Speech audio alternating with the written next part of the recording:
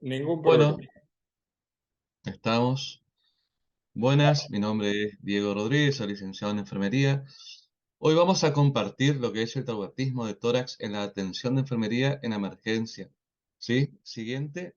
Vamos a ir viendo, ¿no es cierto?, cómo es el, qué es el traumatismo de tórax, cuáles son los síntomas de tratamiento que va a tener, los tipos de traumatismo, qué diagnóstico se puede utilizar como para ir viendo, digamos, ¿no es cierto?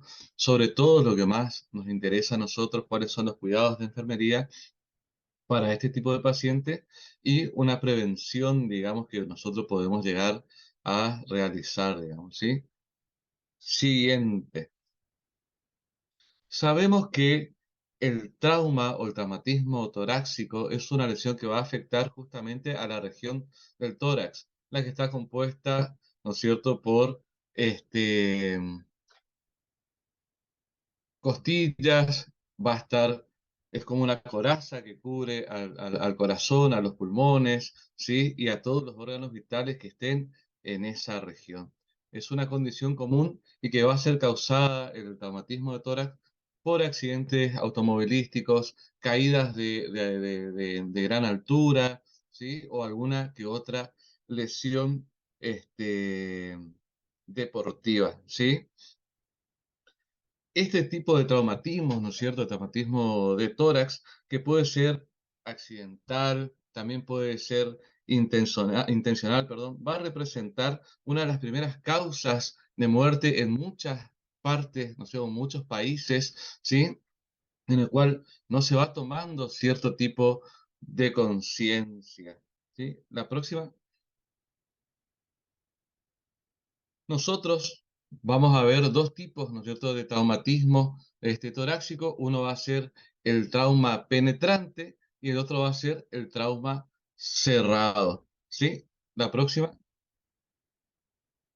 Cuando hablamos de trauma penetrante, estamos hablando justamente de lo que significa esa palabra, que va a ser producido, ¿no es cierto?, por algún objeto que tenga punta o que sea cortante, ¿sí? También puede ser por algún arma de fuego o algunas explosiones, que esas explosiones pueden tirar alguna esquirla y esa esquirla puede ir a parar justamente al tórax. Estas armas, ¿no es cierto?, o estos elementos cortopunzantes, lo que van a hacer es penetrar a los tejidos y pueden llegar a los organismos, ¿no es cierto?, debajo del tórax. De esto va a depender también la distancia, la velocidad, la fuerza y qué tipo de órgano se encuentra en la dirección en donde fue o donde está penetrando este elemento cortopunzante, ¿sí? De ahí nosotros podemos tener lesiones cardíacas, podemos tener sobre todo lesiones en los pulmones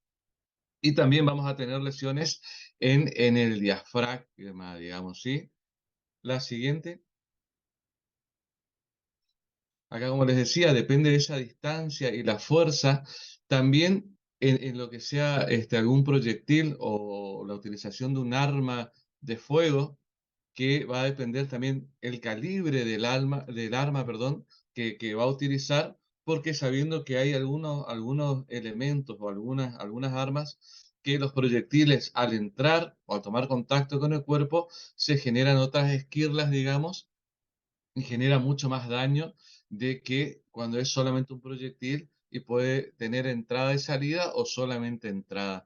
Eso también va a depender, digamos, del calibre, como les decía, del arma, porque sabiendo que algunas armas chicas pueden tener un punto de entrada y puede ir rebotando dentro del tórax, dañando mucho más todavía a los otros órganos. Cuando hablamos, ¿no es cierto?, de un traumatismo cerrado, vamos a decir que este no supone una comunicación con el exterior debido a que esa lesión o ese trauma, ¿sí?, se va a presentar, puede ser por una desaceleración en caso de que uno vaya en automóvil, ¿sí?, que puede ser por un accidente o por una frenada abrupta, digamos, como nosotros vemos ahí en el pecho de la fotografía, que se puede dar por el cinturón de seguridad. Si en el caso muchas veces que van sin el cinturón de seguridad, se puede dar el golpe con el volante, digamos, ¿sí? Esto va a producir que estos elementos generen diferentes tipos de traumas, ¿no es cierto? Y va a ir a generar lo que hablamos en este caso de un trauma de pulmón, ¿sí? Con respecto a lo que veníamos haciendo del trauma cerrado, el 85% de las personas que sufren este tipo de traumatismo, ¿sí? Va a requerir sí o sí para su tratamiento medidas como observación directa, control de signos, control de dolor, toracostomía en algunos casos y también puede llegar a lo que es el soporte ventilatorio, digamos, ¿sí? Cuando hablamos de un trauma de pulmón, decimos que los traumas pueden ser causados directamente en el pulmón por laceraciones, hematomas y algunas contusiones, ¿sí? Las lesiones consisten en daño en la vasculatura y en los septos alveolares con alteración de la unidad del alveolo capilar, alguna extravasación, digamos, que pueda llegar a dar si se pierde o se rompe la pleura, digamos, o puede ser volcado aire fuera del pulmón, pero también puede estar dentro de la pleura. También puede tener volcamiento, vamos a decir, de líquidos generando lo que es el hemotórax. ¿Sí? La siguiente. Cuando hablamos de estos signos y síntomas, ¿no es cierto? Decimos justamente que cuando nosotros recibimos un paciente de esta manera dentro de la emergencia, tenemos que ir teniendo en cuenta el nivel del dolor torácico que pueda tener este paciente, cómo es la dificultad para respirar. ¿Por qué? Porque vamos a suponer que si en esta lesión están comprometidas dos, tres o más costillas, ¿sí? Pueden llegar a tener lo que se dice un tórax inestable, que va a producir que en el ingreso del aire, ¿sí? En la parte donde haya fractura, es como que hay una desnivelación y pueda llegar a empeorar, digamos.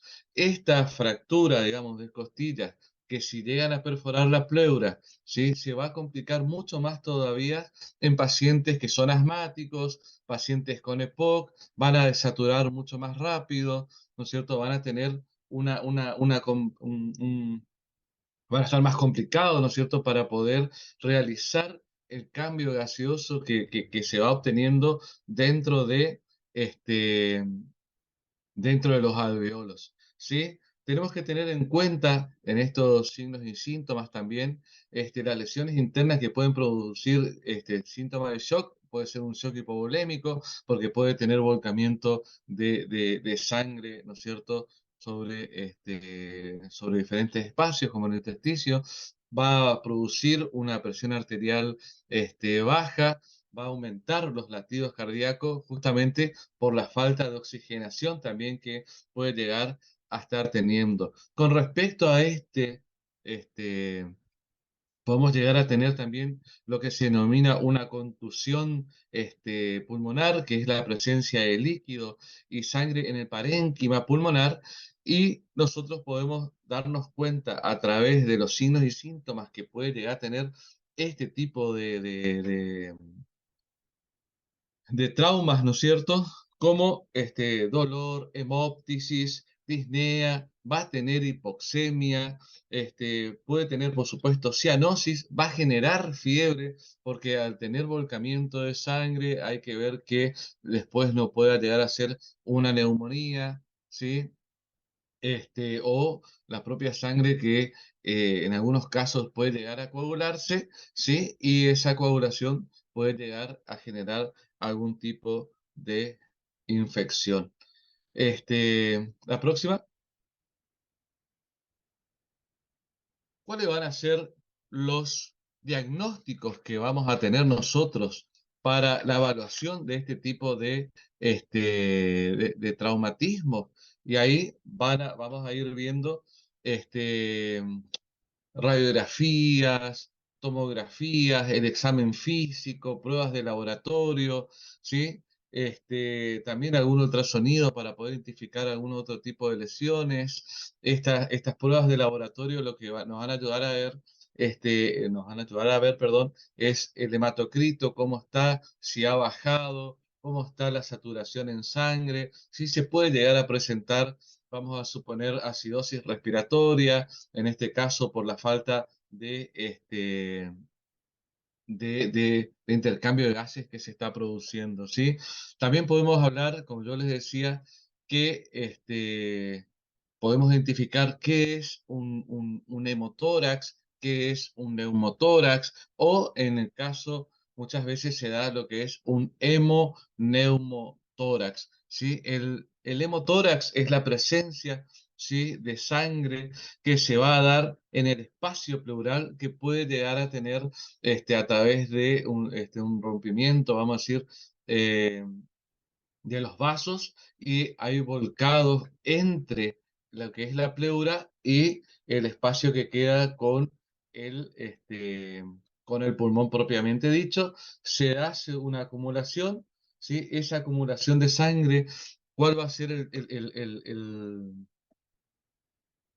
el tratamiento que se le puede llegar a dar? Es la colocación de un tubo, ¿sí?, para poder llegar a drenar ese tipo de sangre. Con la comprobación de una placa se ve el volcamiento que puede ser mayor de 300 mililitros o 300 centímetros cúbicos, ¿sí? Y puede llegar a tener hasta 2000 mililitros o 2000 centímetros cúbicos dentro de ese espacio y de esta manera nosotros podemos llegar a tener una descompensación, digamos, hemodinámica de este tipo de pacientes. También hay que tener en cuenta que este tipo de pacientes van a llegar a lo que puede ser la ventilación mecánica, porque al comienzo puede tener un requerimiento de oxígeno, que puede ser por cánula nasal, o podemos tener las máscaras, ¿no es cierto?, diferentes tipos de máscaras para lograr la oxigenación. Nosotros como enfermeros, ¿qué tenemos que prestar atención? Vamos a prestar atención dónde se va elevando, ¿no es cierto?, la respiración, si es torácica, si es abdominal. Vamos a ver la profundidad de esta, porque a veces por el dolor el paciente lo que va a hacer es respirar superficial y rápido, digamos, para poder tener o para poder compensar ese oxígeno o esa falta de oxígeno que está teniendo en los tejidos, ¿sí? Si es lo que nosotros llamamos un neumotórax, ahí ya estamos hablando, ¿no es cierto?, de que en esa cavidad pleural está ocupada por aire, digamos, ¿sí? ¿Cómo nosotros lo vamos a identificar una vez que los médicos coloquen el tubo? ¿Sí? Se va a ver muchas veces como una franja de líquidos y en el frasco donde va a recolectar, que tiene que tener un 30% de líquidos, digamos, para que no vuelva a ingresar el aire, a medida que va saliendo comienza a burbujear. De este tipo, ¿cuál es la intención? Es que ese pulmón que colapsó, digamos que por volcado de sangre, por volcado de aire, comience a expandirse nuevamente y a tomar su forma anatómica, ¿sí? De esta manera podemos decir que cuando hablamos, ¿no es cierto?, tanto de hemotórax o como neumotórax, ¿sí?, podemos decir que esos alveolos, ¿sí?, van a estar rotos, ¿no es cierto? Van a estar colapsados también. Y una vez que ingrese, en el caso de ser necesario, a la ventilación mecánica, con la presión que pueda ejercer o el volumen también que pueda ejercer esa ventilación mecánica, ¿no es cierto? Y también programando lo que es la PIP o la presión positiva al final de la inspiración, va a lograr que esos alveolos puedan llegar a expandirse, ¿sí? Que pueda con el tiempo, que no es inmediatamente, pero lleva un determinado tiempo según el tipo de pacientes para que el pulmón vuelva a su forma anatómica, ¿sí? La siguiente, por favor. Ese manejo, como yo le decía, del traumatismo torácico, ¿qué va a implicar? Estabilizar la respiración y la circulación del paciente. Nosotros como enfermeros vamos a observar esto. Ahora van a ver los cuidados de enfermería que tenemos que tener. en ocupar el monitoreo principalmente de todo este tipo de complicaciones que podemos llegar a observar en cada uno de los pacientes.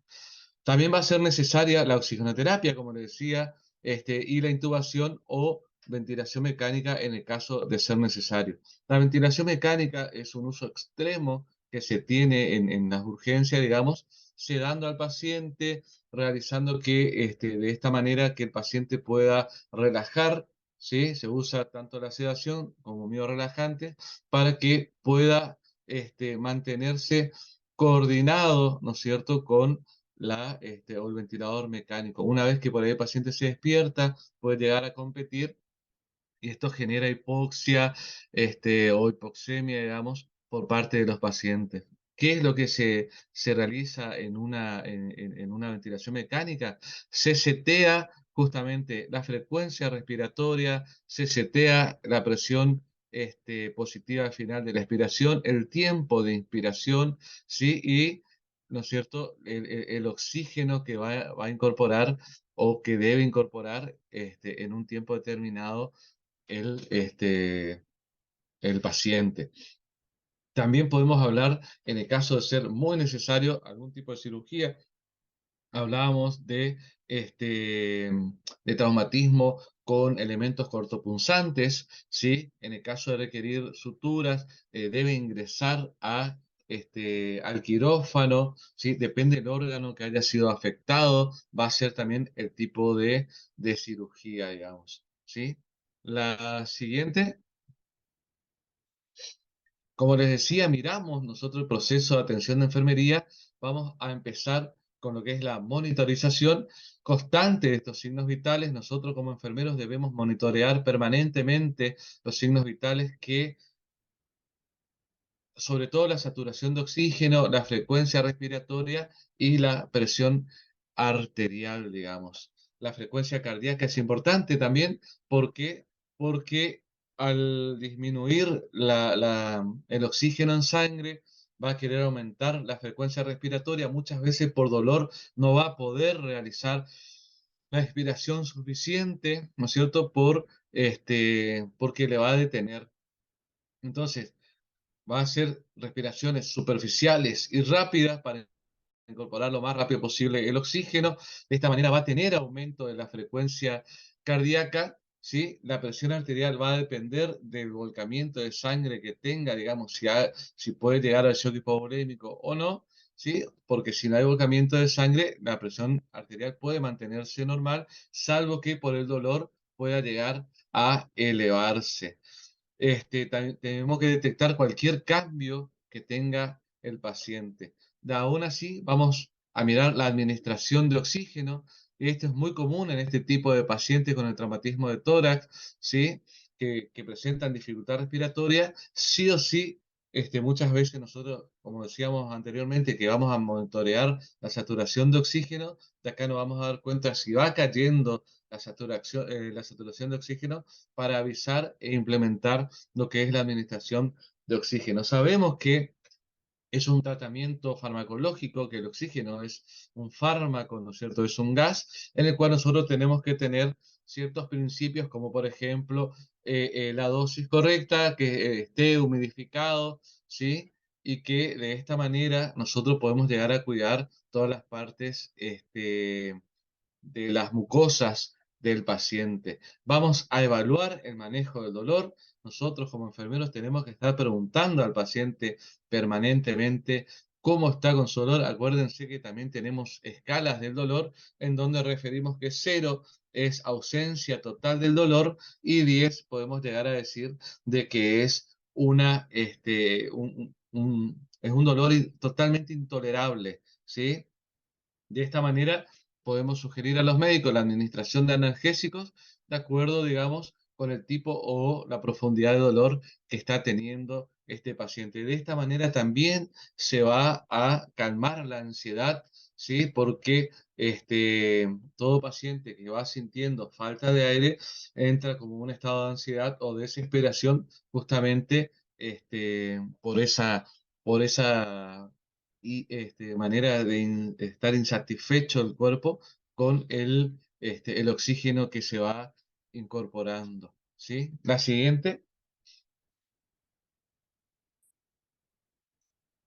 ¿Cuáles son las complicaciones? Como ya le había dicho anteriormente, hablamos, ¿no es cierto?, de traumatismo torácico con neumotórax, podemos hablar de hemotórax o neumotórax a tensión, o podemos decir también lo que es el hemoneumotórax, que es la combinación de ambos, ¿sí?, en donde hay presencia de aire y presencia de sangre.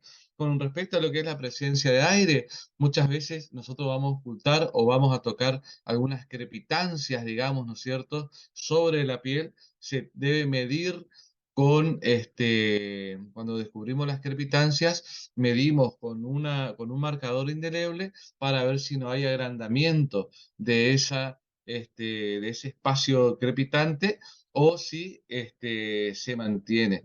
Esto puede llevar, si nosotros no tenemos, ¿no es cierto?, ese monitoreo constante, pueden llevar a lo que es una parada cardiorrespiratoria, ¿sí? La siguiente,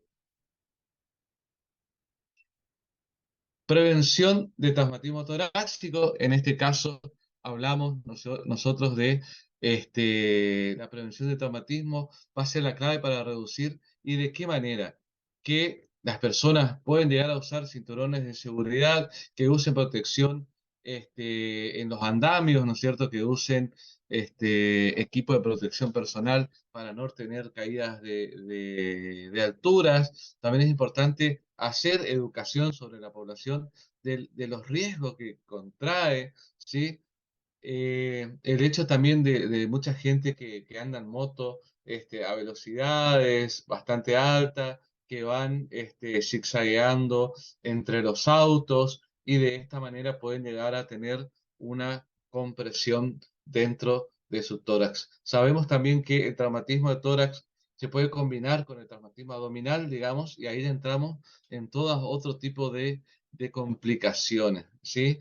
También sugiero acá fomentar hábitos saludables como no fumar y llevar una dieta equilibrada. ¿Por qué? Porque a través de este traumatismo, como le decía, se puede complicar a los pacientes que son EPOC, que son fumadores, ¿no es cierto? Y muchas veces se complica esa entrada de aire a nivel alveolar, digamos. ¿Sí? La siguiente.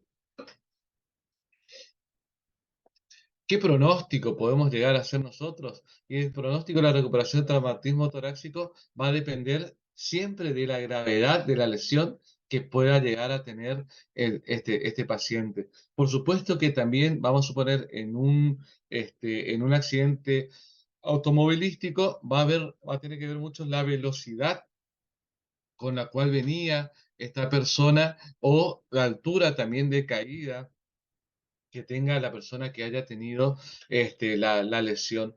Y la recuperación completa va a llevar y puede tomar varios meses. ¿Sí? La siguiente.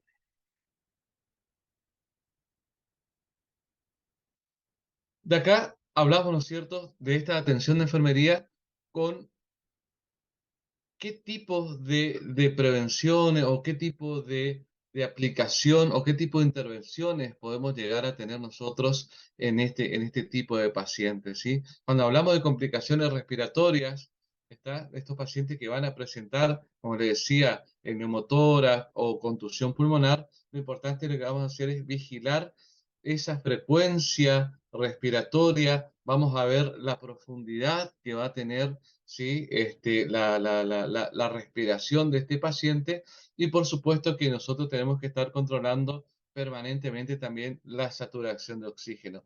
¿Qué vamos a ver también? Si el paciente no se agota, si no tiene una sudoración profusa, si no comienza con aleteo nasal, qué tipo de músculo está utilizando, si ya comienza con utilización de músculos accesorios o va a ser una utilización de músculos abdominal, digamos, para poder entrar, digamos, o hacer entrar el aire. Muchas veces, por más que tenga el dolor, pero por esa falta de aire, es como que va a generar una bocanada de aire para poder tratar de satisfacer ese déficit, vamos a decir, de oxígeno que está teniendo nuestro paciente. Vamos a tener un control de la temperatura. Estos pacientes con traumatismo de tórax pueden presentar fiebre debido, como yo decía, a esas infecciones secundarias por el volcamiento de, de, de sangre. Si tenemos heridas cortopunzantes, lo que arrastra, digamos, de afuera hacia adentro, como pueden ser armas blancas, pueden ser en una caída, se puede incrustar algún tipo de metal o de madera, los propios proyectiles, digamos, que ingresan al cuerpo y que pueden llegar a generar algún tipo de infección, ¿sí? Entonces, por lo tanto, es importante controlar la temperatura del paciente. En algunos casos, según diga o indique el médico, se puede administrar antipiréticos y, por supuesto, se va a llevar algún tipo de antibiótico para estos casos. Y lo que sea movilización y posición, vamos a ir adecuada del paciente, acá estamos hablando que si presenta el dolor y dificultad para respirar, lo importante va a ser movilizarlo y posicionarlo generalmente en un Fowler de 35 a 45 grados, digamos, que es la posición en la cual el tórax puede expandirse, los pulmones pueden expandirse de manera anatómica, digamos, sin forzar al organismo, digamos, ¿sí? Y de esta manera nosotros podemos llegar a tener un mejor control o a veces también el paciente adopta una posición optomédica, digamos, para poder mantener él su ventilación mecánica, ¿sí? La siguiente, por favor. ¿Qué vamos a evaluar también? El estado mental, ¿sí? Los enfermeros deben evaluar el estado mental del paciente para detectar signos de alteración de conciencia. ¿Por qué va a venir esto? Por justamente si nosotros vamos notando que el paciente va bajando la saturación y esa hipoxemia puede llegar a generar alteraciones de nuestro paciente, digamos, ¿sí? Como delirio, ansiedad, agresividad, digamos, excitabilidad, eh, también empiezan a desvariar, digamos, y nosotros tenemos que estar totalmente atentos a esto. También puede indicar lesiones intracraneales, ¿sí? Para eso nosotros evaluamos a través de lo que es la escala de Glasgow, la escala de nivel de conciencia, que vamos haciendo preguntas sencillas, vamos viendo si el paciente pueda llegar a movilizar todos los miembros y, por supuesto, evaluar la respuesta verbal que nos pueda dar a algunos tipos de preguntas que nosotros le vamos haciendo. La alimentación también es importante, ¿sí? De esta manera nosotros lo que vamos a hacer es justamente mantener las proteínas y la nutrición necesaria para este tipo de pacientes para que sea y tenga una mejor recuperación, ¿sí? Y como hablábamos hoy de la prevención de las infecciones, debemos tomar medidas como hacer las higienes de las heridas en el caso de que sea un cortopunzante para prevenir, digamos, que estas heridas puedan llegar a infectarse. De esta manera nosotros vemos el color de las heridas, vemos si presenta temperatura, vemos si presenta dolor, vemos si tiene algún tipo de exudado, ¿sí? Si es una herida sangrante. Nosotros en este caso si es una herida cerrada, si es una herida abierta, también tiene mucha de importancia con qué nosotros vamos a hacer las curaciones, cómo debe estar, este, cómo nosotros debemos, en qué momento también debemos realizar la colocación o la antisepsia con solución yodada o podemos utilizar también clorexidina, ¿no es cierto?, al 2%, ¿sí? La siguiente.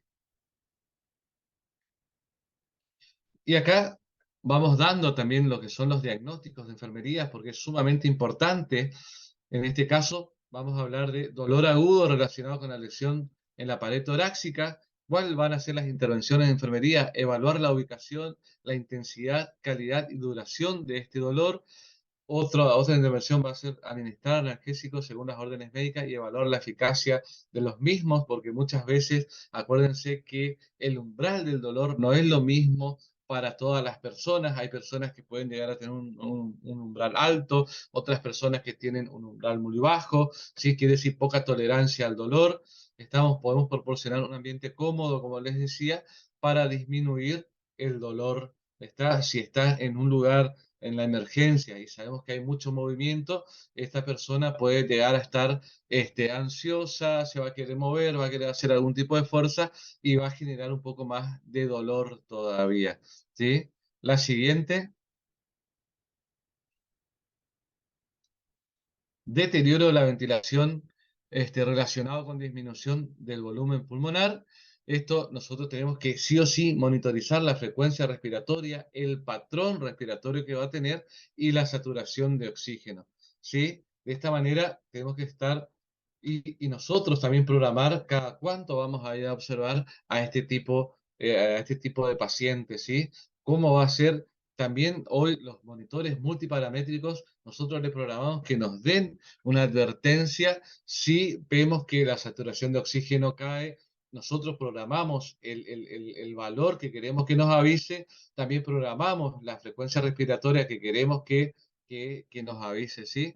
Administrar oxígeno suplementario según las órdenes médicas, como le decía, sobre todo tenemos que tener un buen flujo, ¿sí? Y sobre todo también que tiene que estar humidificado para que no reseque a a las mucosas. Fomentar la tos y la movilización temprana, eso va a ayudar a mejorar la ventilación y va a disminuir la retención de secreciones, que esas secreciones también pueden llevar a una neumonía. Por supuesto que hablar también interdisciplinariamente, perdón, con los kinesiólogos para que ellos realicen las asistencias kinésicas correspondientes, digamos, ¿sí? La siguiente. Riesgo de neumotórax relacionado con lesión de la pared torácica, ¿sí? Vamos a vigilar la presencia de signos y síntomas de neumotórax, con dolor torácico agudo, disnea, taquipnea, hipoxemia, disminución o ausencia de ruidos respiratorios en el lado afectado. Vamos a hacer, y muchas veces también se realizan tomografía cada cierto tipo de horas, según día la institución, para ver, digamos, que no haya, ¿no es cierto?, algún tipo de neumotórax o volcado de aire fuera de los pulmones. También vamos a ir tocando, ¿sí?, al paciente para que no haya presencia, como le decía hoy, de crepitancias, digamos. Y por supuesto, como le decía, mantener al paciente en posición semisentado, una posición de 35 a 45 grados para mejorar esa expansión pulmonar. ¿Sí? La siguiente. Dificultad para la eliminación de secreciones relacionado con disminución del movimiento ciliar y retención de secreciones. De esto nosotros, ¿qué vamos a realizar como enfermeros? Nebulizaciones, ¿sí? Esto también nos va a indicar el médico que puede ser con salbutamol, bromuro de pratropio, budesonide, etcétera, ¿sí? Colaborar en la relación de técnicas de fisioterapia respiratoria, como les decía hoy, con los kinesiólogos, como drenaje postural, vibración pulmonar, para de esta manera movilizar y eliminar las secreciones que pueda llegar a tener y que él solo no pueda llegar a toser, porque cuando tose genera una presión negativa y aumenta el dolor en el tórax. Vamos a administrar los medicamentos prescriptos que tengamos como mucolíticos y expectorantes según nos diga el médico. La siguiente, riesgo de infección relacionado con traumatismo y exposición a material biológico, ¿sí? Mantener una buena higiene personal del paciente y del entorno para prevenir la infección, proporcionar una adecuada limpieza y cuidado de las heridas para prevenir la infección, como les había dicho hoy anteriormente, y administrar antibióticos según las órdenes médicas para tratar de prevenir la infección. Y el último que me queda es la siguiente. Ese era el último. Y como conclusión, podemos decir entonces que el cuidado de enfermería en pacientes con traumatismo de tórax es un aspecto fundamental en la atención de la emergencia y estos pacientes con traumatismo de tórax van a requerir una atención multidisciplinaria enfocada a brindar una atención integral y de calidad para lograr una recuperación exitosa. Los cuidados de enfermería tienen que ser individualizados, quiere decir, para cada paciente es diferente y van a estar adaptadas específicamente para cada uno de ellos. Deben ser enfocados en prevenir complicaciones y promover la estabilidad hemodinámica y respiratoria, que es lo que nosotros vamos a hacer, un control estricto y exhaustivo de esto. ¿Sí? Como enfermeros vamos a tener un papel importante en la atención de pacientes con traumatismo de tórax y debemos estar preparados para brindar una atención de calidad en todo momento. ¿Sí? La última, y acá creo que viene la bibliografía, las referencias bibliográficas, y esto sería más o menos todo.